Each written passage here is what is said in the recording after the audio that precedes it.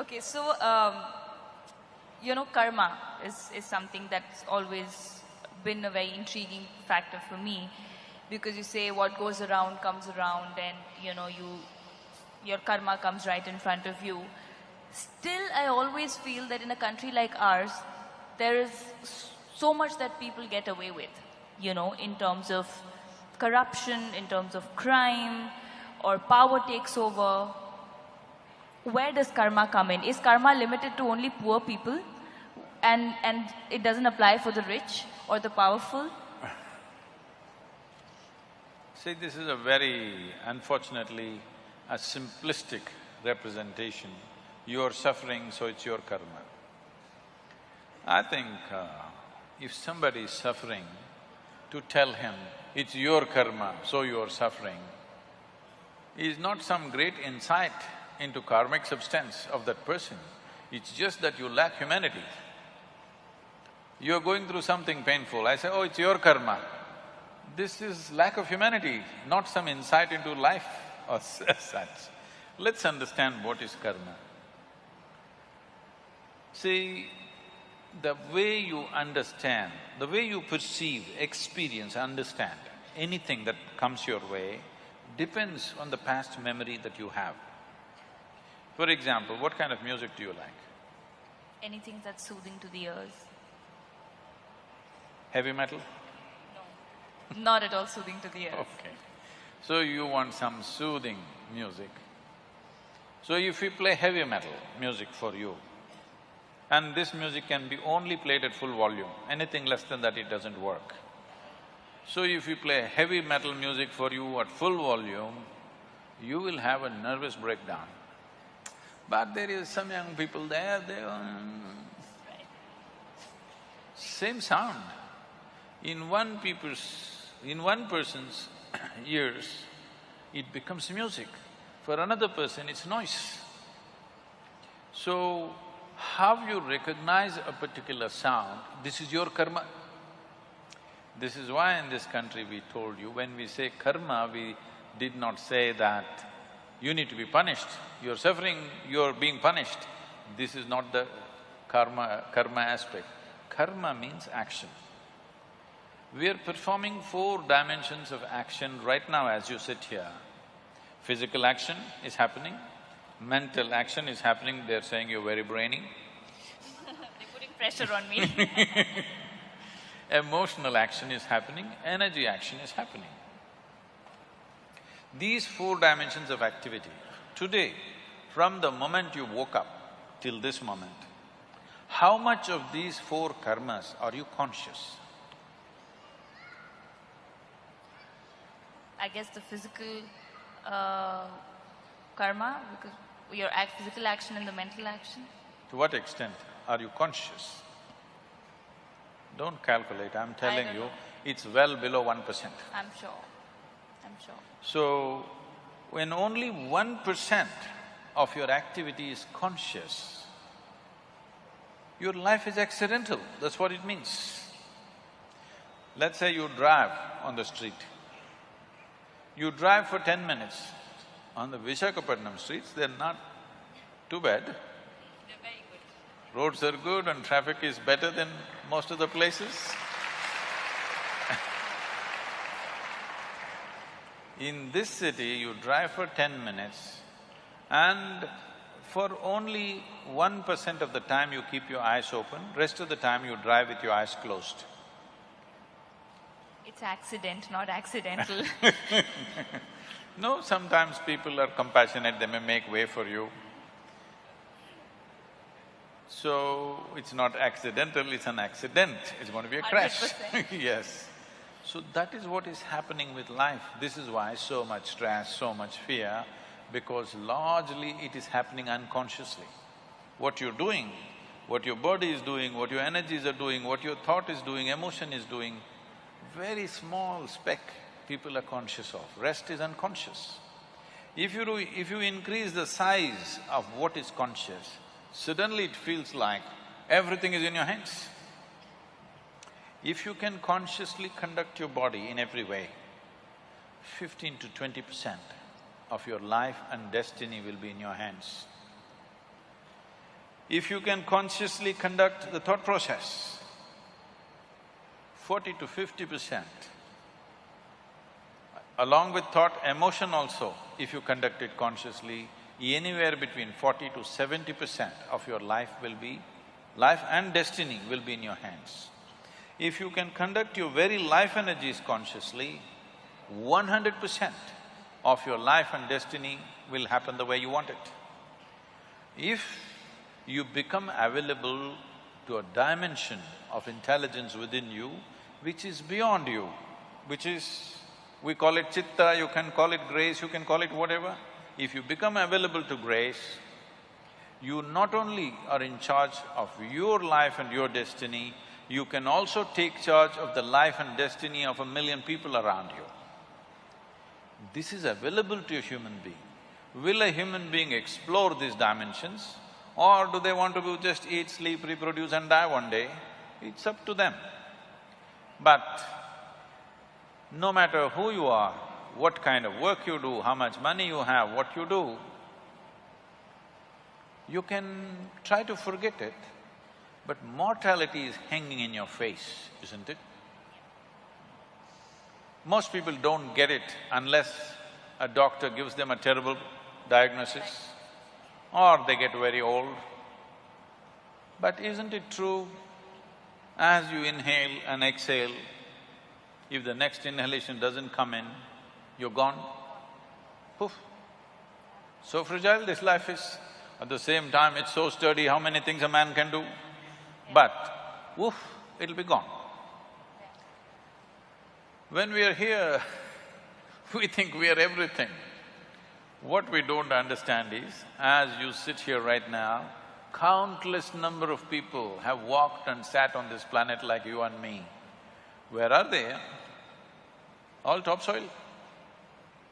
We're mere particles. We're mere particles which Yes, will just… unless…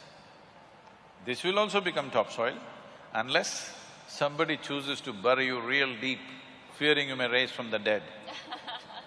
You know, there have been instances… Yeah. Can I tell you a joke? Sorry? Can I tell you a joke? Yes, please. This happened. There was a couple in Texas, over 70 years of age. It was their 40th wedding anniversary also. They've been planning, they've been always wanting to go to the Holy Land of the Jerusalem. But being in business, children, this, that, they never made it. Over 70 years of age, now they got the opportunity. Both of them went. They were overwhelmed by the whole situation there. They walked the streets, they walked in the street where Jesus is supposed to have walked. You know, Jerusalem reeks of history. Every stone, every cobblestone reeks of history. Then they went to that place where Jesus is supposed to have walked upon water. They were completely overwhelmed, thoroughly enjoying their trip, but unfortunately, the lady had a heart attack and she died. You know it happens. Then he was making preparations to take the body back to Texas. Then the local people approached and said, see, this is not a bad thing. Your wife has died in the Holy Land. This is the place to die. So there is no need to go to Texas, and above all, it costs you $18,000 to transport your wife's body to Texas. We will do it here. $18,000 plus local charges there. So for you, a special price because you are from Texas, $20,000, we'll do everything. The man thought about it and said, no, I will take her to Texas. They said, no, no, no, you are under stress, you know. Please don't torture the child, whoever.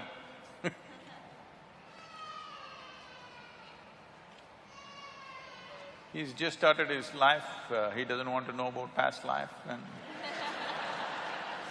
Or too much karma. So, $20,000. $20,000. Then they said, you're under stress, you're not able to think clearly, we will give you a discount, $15,000. Let's do it. The man thought about it and said, no, I will take her to Texas. They said, no, no, no, you are under duress, you're not able to see things clearly. What is the point? This is the place to die, Jerusalem, this is the Holy Land, she wanted to come here and she died here. This is where it must happen. You are under deep stress, so because of your distress and suffering, we will give you a super discount, $10,000, let's do it. You know, this is Jerusalem, you can bargain. Yeah. The man thought about it and he said, no, I'm taking her to Texas. Then they said, why? Doesn't make sense. Why are you doing this? The man said, in Texas, dead stay dead. In Jersey.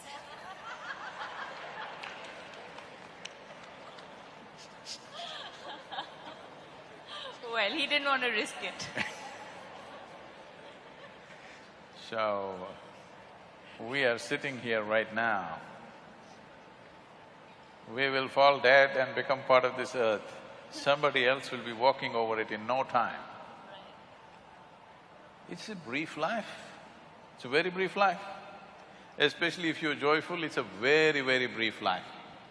Have you noticed this on a particular day? Yeah, happy days just pass. Happy days just go this. like a moment, miserable days take a long time. So only miserable people can have a long life. If you're joyful, before you know what hit you, it gets over. So in this brief life, is it not important that extremely brief life, for the immensity of what a human being can be, this time that's allotted for us is too little. But in that people get bored and they kill themselves.